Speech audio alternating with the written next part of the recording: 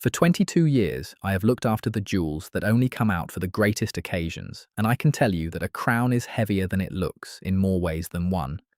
My job is a simple one. I bring the case, I open it, I step back, and I say nothing at all. I have dressed queens, and I have dressed the memory of queens, and in 22 years, I have never once let my face show an opinion. That is the whole of the job. But on the night I set that particular crown before that particular woman, my hands were not quite steady because I knew, the moment I opened the case, that the whole country was going to argue about it by morning. The woman was Queen Camilla. The occasion was one of the grandest of the year, watched by many millions, and the crown she was to wear had been worn by the queens who came before her, going back through generations. A queen consort, in plain words, is the wife of a reigning king who holds her place through her marriage rather than in her own right. Camilla had held that place for a while now, quietly and carefully, after spending decades as perhaps the most criticised woman in the whole country. And on this night, at the urging of those around her, she stepped into the very centre of the occasion, in that historic crown, in full view of the watching world. Half the country was moved to tears by the sight of her. The other half was not moved at all, and by the next morning, King Charles was facing questions he had not seen coming. Before we go deeper into what this really means for the royal family, make sure to like this video and subscribe so you do not miss a single update. The moment itself was undeniably striking. Camilla walked to the centre of the great hall slowly, with the crown catching the light, and for a few seconds the whole room simply watched her. A state occasion, in plain words, is a grand official event, steeped in ceremony and tradition, where every detail carries meaning and nothing happens by accident. And on this night, every detail had been chosen with enormous care. The crown, the place at the centre, the full and public prominence of a woman who, for most of her life, had been kept carefully to the side. This was meant to be the moment the country finally saw Camilla not as the woman from the old scandals, but as its queen. Everything about the evening had been arranged to send that single message. Protocol, in plain words, is the strict set of rules that governs who stands where, who enters first, and how a royal occasion unfolds, and protocol is a language all its own. Those who understand it can read a room like a page, and on this night, the protocol spoke loudly. Camilla was placed where the eye was meant to go. She entered in a way reserved for the most senior figures. Every rule of the evening had been bent gently to say one thing to the watching world. This woman belongs at the very heart of the crown. For some, that message was overdue. For others, it was exactly the problem. For many of the people watching, it worked exactly as intended. They saw a woman who had waited through decades of hatred, who had endured cruelty that few could imagine, who had never once complained in public, and who had supported Charles through every storm of his life. To them, the sight of Camilla at the centre, crowned and dignified, was not overreach at all. It was justice arriving late. It was a quiet, patient woman finally being given the place she had earned the hard way, through years of steady duty that no one had been forced to praise. But for many others, watching the very same moment, something felt wrong. It was not always easy for them to explain. Some felt the crown itself carried too much history, that it belonged to memories still tender, and that to see it worn so prominently reopened old feelings. Some had never fully made peace with the scandals of the past, and the grandeur of the moment struck them as too much, too soon. And some simply felt, without quite knowing why, that a night meant to unite the country had instead reminded them of everything that still divided it. Their reaction was not all cruelty. Much of it was grief, and grief does not follow a schedule. It would have been easy, in the days that followed, to paint those uneasy people as bitter or unkind, and some voices tried to, but the truth was gentler and sadder than that.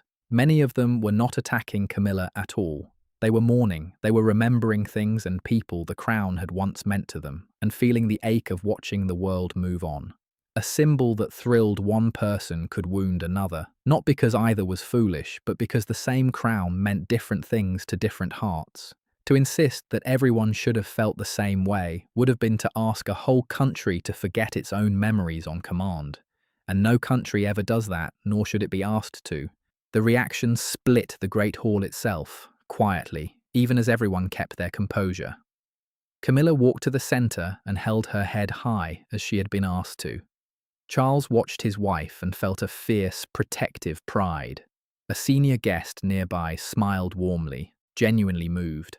And another guest, further along, lowered their eyes, uncomfortable in a way they would not have said aloud. In one room, in one moment, the whole divided feeling of the country was quietly present, and everyone in it could sense the split, even those who said nothing. By the time the evening ended, the images were already everywhere, and the argument had already begun. And at the heart of that argument stood not Camilla, but Charles, because the questions people were asking were not really about the Queen, they were about the king who had placed her there. To understand why Charles faced those questions and why the moment divided the country so sharply, you have to go back to the weeks before the occasion, to the quiet room where the whole grand plan was made. It had begun, as these things often do, with an advisor and an ambition. In the weeks before the occasion, according to a documented household account later shared with senior aides, a senior advisor to the crown had put forward a bold idea. An advisor, in plain words, is a senior member of the household whose job is to guide the family's public choices. And this one had a particular gift for grand gestures. He believed the time had come to settle the question of Camilla's place once and for all. Not gradually, not quietly, but in a single, unforgettable moment that history would remember. The advisor's reasoning was not foolish. He argued that Camilla had spent long enough in the shadows, that her steady service deserved a grand and public reward, and that a bold appearance in a historic crown would cement her legacy beyond any further argument. Legacy, in plain words, is how a person will be remembered by history after they are gone, and the advisor was obsessed with it. He wanted to give Camilla a legacy that could not be questioned. He believed a single striking image could do what 30 years of quiet duty had not quite managed. He believed grandeur could win the argument. That was his mistake. Charles listened to the advisor, and the king was moved because the plan spoke directly to something he had wanted for years. According to a private palace briefing, Charles had never stopped feeling the injustice of how his wife had been treated. He had watched the woman he loved be mocked, blamed, and vilified for decades, and he had longed, for just as long, to see her finally honoured as she deserved. So when the advisor offered him a way to do exactly that, in one grand and unmistakable stroke, the king's heart said yes before his judgment could ask the harder questions. Charles wanted the world to see his wife the way he saw her, and that wish, tender as it was, made him easy to persuade. Camilla herself was less certain, and this is the part of the story the public never saw. According to a recorded conversation kept by a senior aide, the Queen had private doubts about the grand plan from the beginning. Camilla had spent decades learning exactly how the country felt about her, reading every shift in the public mood, and she was not at all sure that grandeur was the way to win the last of the hearts still closed to her. She had earned her ground slowly, inch by careful inch, precisely by never demanding too much. And some quiet instinct warned her that a bold, symbol-laden moment might undo, in one night, the patient work of years. Few people truly understood what those years had cost her. For the better part of 3 decades, Camilla had been treated as the most unpopular figure in the country, blamed for pain that the public felt deeply and personally. The mood of the country, in plain words, is the general feeling of the public at any given time, and for most of Camilla's adult life, that mood, where she was concerned, had been cold. She had been booed in the street in the early years. She had been the subject of jokes, of anger, of a resentment that never seemed to tire, and through all of it, she had done something remarkable and almost unnoticed. She had said nothing, complained of nothing, and simply kept working, year after year, letting time and duty slowly change what argument never could. That long endurance was exactly why the grand plan felt so dangerous to her. Camilla knew that the small acceptance she had won was fragile, built slowly and easily broken. She had watched public feeling shift toward her by tiny degrees, a little warmth here, a grudging respect there, and she had learned never to reach for more than the country was ready to give. The advisor's plan asked her to reach for a great deal, all at once, in the most public way imaginable, and every instinct she had trusted for 30 years told her it was too much, too soon, too loud. The private feeling around the plan was more divided than anyone admitted at the time. Camilla harboured her quiet doubts and kept them to herself. Charles felt only hope and longed to see his wife honoured. The advisor felt certain and pressed his case with confidence, and the older courtiers felt a growing unease they could not quite make the king hear. 4 different feelings, in 4 people close to the crown, and not one of them was fully shared with the others. That silence, that failure to truly listen across the room, was where the trouble quietly took root. But Camilla did not fight the plan, and here the story asks us to understand her, because her reasons were human. She could see how much it meant to Charles. She could see the love behind it, the husband's fierce wish to finally lift his wife into the light, and after decades of being the reason he was criticized, Camilla found she did not have the heart to refuse the one grand thing he wanted to give her. So she set her doubts aside and she agreed, and she let herself be placed at the center of the great occasion, hoping, against her own better instincts, that her husband was right and she was wrong. The old courtiers who knew the country best were uneasy too, but they were overruled. According to an internal note later circulated among private secretaries, more than one senior figure quietly warned that the plan risked reopening old wounds, that the historic crown in particular carried feelings that had not fully healed, and that a divided reaction was not only possible but likely. The advisor waved the warnings away. He was certain that boldness would carry the day, that the sheer grandeur of the moment would sweep away the doubts. He mistook confidence for wisdom, and because he had the king's ear and the king had the wish, the plan went ahead exactly as he had drawn it. So the occasion came, and Camilla walked to the centre in the historic crown, and the country did precisely what the wise old courtiers had feared. It split. And the very grandeur that was meant to end the argument about Camilla's place instead reignited it, louder than it had been in years. The advisor had promised a moment that would settle everything. Instead, he had handed the king a moment that settled nothing and asked far more questions than it answered. Those questions landed the next morning squarely on Charles. The king woke to a country talking not about the beauty of the occasion, but about the judgment behind it. The press asked whether the appearance had been a misstep. Commentators asked whether the king had misjudged the mood of his own people. And beneath all of it ran a harder question, the one that stung the most, because it touched the thing Charles could least defend. Had his love for his wife clouded his sense of what the country was ready to accept? The questions were not only in the newspapers. They ran through the household itself, in the careful, quiet way that palace worry always travels. The court circular, in plain words, is the official daily record of the family's public duties, and even the people who kept it found themselves reading the coming weeks differently now, wondering how prominent Camilla should be, how quickly, and whether the grand plan had made the ordinary work harder. The reaction inside the palace mirrored the country outside it. The king felt defensive and wounded on his wife's behalf. Camilla felt the quiet vindication of doubts she had never voiced. The advisor felt the ground shifting under a plan he had promised would triumph, and the older courtiers, who had warned of exactly this, said nothing, because saying it now would have helped no one. Charles's first reaction was to defend the choice, fiercely. The king did not like to see his wife's moment turned into a controversy, and his instinct was to stand in front of her, as he always had. "She has earned every bit of this," Charles said to those around him, and he meant it with his whole heart. And he was not wrong. Camilla had earned her place through years of duty that few had bothered to notice. But being right about her worth was not the same as being right about the moment, and slowly, over the difficult days that followed, Charles began to understand the difference. The turn came, as important turns often do, in a quiet conversation rather than a loud one. Anne, blunt as ever, was the first to say the hard thing plainly. The Princess Royal told her brother that the criticism was not all unfair, that some of the unease came from real grief and real history, and that a king who only listened to his own love for his wife was not fully listening to his country. She did not say it unkindly. She said it because it was true and because someone had to. And Charles, who trusted his sister's plainness more than any advisor's flattery, heard it. Then Charles spoke with Camilla alone, and it was the Queen herself who showed him the way through. There was no anger in her, and no self-pity either.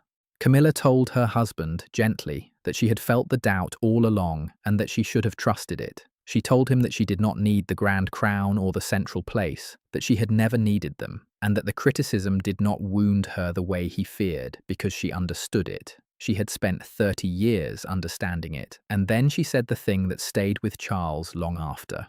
"I would rather be quietly accepted than loudly crowned," Camilla said. The king had no answer to that because there was none.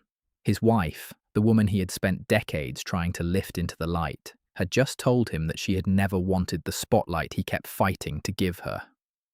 She had wanted something slower and truer, the kind of acceptance that cannot be handed over in a single grand night, but only earned quietly over a lifetime. Camilla had known this all along. And in her calm, ungrudging grace, Charles finally saw what the advisor never had. You cannot force a country to love someone. You can only give them time and let the person's own dignity do the rest. According to a sealed account later described to senior staff, Camilla asked only one thing of her husband in that conversation, and it was a small one. She asked that her diary be filled again with ordinary work. A public engagement, in plain words, is one of the everyday official duties a royal carries out: a hospital visit, a school opening, a small ceremony that never makes a headline, and these had always been the ground on which Camilla built her standing. She did not ask for a grand statement or a second chance at spectacle. She asked to be sent back to the quiet, unglamorous rounds where reputations are made slowly and honestly. That request told Charles more about his wife than any crown ever could. The feeling in that quiet room when it was over was not defeat, but something gentler. Charles felt humbled and grateful and a little ashamed of how easily he had been swept along. Camilla felt only relief, the relief of a woman finally allowed to trust her own judgment again. And between them, in place of the grand plan that had divided a country, there was something far steadier. An agreement, unspoken, to do things her way from now on. The advisor, for his part, faced the consequences of his grand misjudgment, but not in the way he feared. Charles did not dismiss him or shame him, because the king understood that the man had acted out of loyalty, not malice, and that the wish behind the plan had been Charles's own as much as anyone's. But the king made it clear, plainly and without cruelty, that the household would not chase grand gestures again, that Camilla's place would be built the way she had always built it, quietly and patiently, and that image would no longer be allowed to outrun sincerity. The advisor, humbled, understood. He had wanted to write Camilla into history in a single stroke, and he had learned that history does not work that way, and that the finest legacies are the ones no one has to force. And here the story turns, the way these stories do, away from bitterness. Because Camilla, of all people, had every right to be bitter.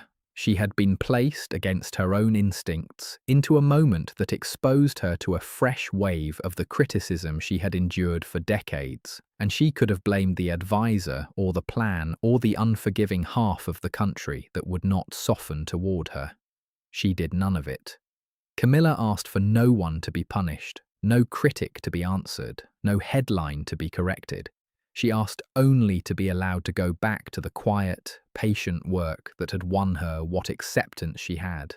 Not grandeur, not vindication, just the chance to keep earning her place, one ordinary day at a time. By then, though, the mixed reactions had become a national conversation, and the split was real and impossible to ignore. On one side stood those who had been moved, who saw in Camilla a story of endurance rewarded, and who felt the criticism was cruel to a woman who had suffered enough. A major newspaper spoke for them under a warm headline, praising the dignity of a queen who had waited a lifetime for her place.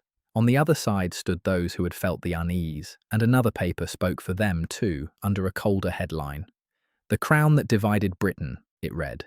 A newspaper front page, in plain words, is the first thing millions of people see before they read a single word beneath it. And on that morning, the front pages disagreed with each other as sharply as the country did. A broadcaster tried to capture the strange truth of it in a single line. "One woman wore a crown," the broadcaster said, "and a whole nation saw something different in it." That sentence caught the heart of the matter. The mixed reactions were not really about Camilla at all. They were about everything each person brought to the moment: their memories, their grievances, their sense of history, their capacity or refusal to forgive. The crown was only a mirror, and the country, looking into it, saw its own divided heart looking back. Through all of it, the palace itself stayed carefully quiet, and that silence was a choice. A palace statement, in plain words, is an official message released to shape how the public understands a sensitive event, and the household considered more than once whether to put one out. Some advisors wanted to defend the appearance boldly, others wanted to explain it away. In the end, on Camilla's own quiet urging, the palace did neither. It issued no defense, no explanation, no attempt to argue the country out of its feelings. Camilla understood that no statement could win an argument like this one, and that trying would only make the division sharper. So the palace let the country feel what it felt, and said nothing, and waited. But something unexpected happened in the days that followed, and it was the quietest part of the whole story. As the argument raged, Camilla did not argue. She simply went back to work, to the small and unglamorous engagements that never made the front pages, the visits and the handshakes and the ordinary duties she had always done without complaint. And slowly, watching her carry the criticism without bitterness, watching her decline the fight she was entitled to have, some of the people who had been uneasy began, quietly, to soften. Not because of the grand crown, because of the grace with which she set it aside.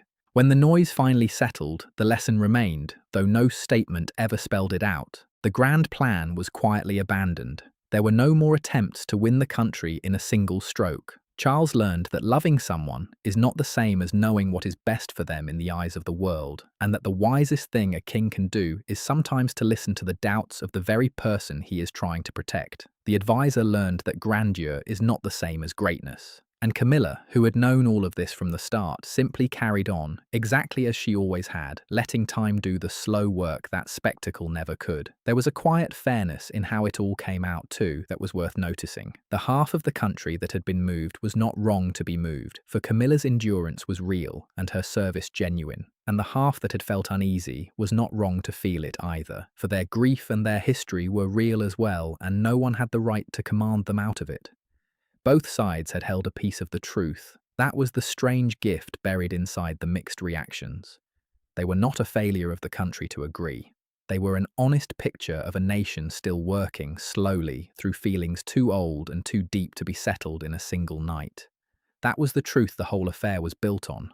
Acceptance cannot be crowned into being. It cannot be staged or forced or handed over in a single grand night, no matter how beautiful the moment or how deserving the person. It can only be earned slowly through patience and dignity and the quiet refusal to demand what has not yet been freely given. Charles learned that his love, however true, was not a substitute for the country's own slow heart. The advisor learned that a legacy chased is a legacy lost, and Camilla, the most patient figure in the whole story, proved once again that she understood the country that judged her better than anyone who tried to win it on her behalf.